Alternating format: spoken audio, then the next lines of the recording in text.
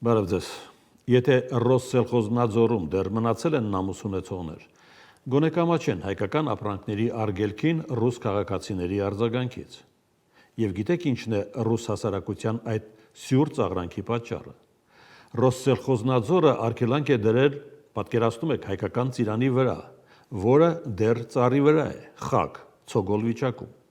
Կասկած է առաջացնում, Ռոսսելխոզնadzորի քիմքին հայկական ծիրանը չի համապատասխանում, թե ծիրանի ծառը, որի մեղքը երևի միայն Հայաստանում աճելն է, ուրիշ ոչ մի տեղ աշխարհում։ Այնպես որ Ռուսաստանում ապրողներին խորհուրդ կտայի ոչ թե ծաղրել իրենց պետության դահիճի վերածված կառույցին, այլ խղճալ այդ կեղծ ու չնչին դերի համար,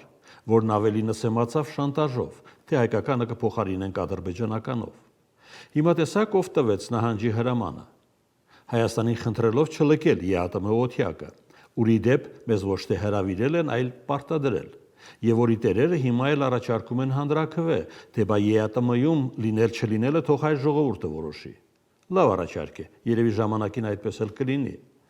Իսկ այդ առաջարկը ինչու 2013 թվականին չէի կանում, երբ Եվրամիության հետ համապարփակ եւ ընդլայնված գործընկերության համաձայնագիրը ստորագրումից 5 րոպե պակաս փոխարինվեց Մաքսային միության պարտադրանքով։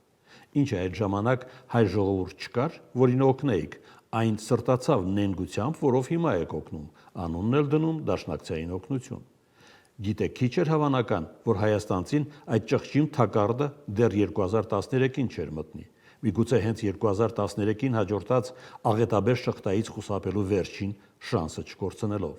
Ու չկասկածեք, Հայաստանի այսօրվա ընտրությունը բոլորովին այլ կազմ կունենար։ Հաջողություն։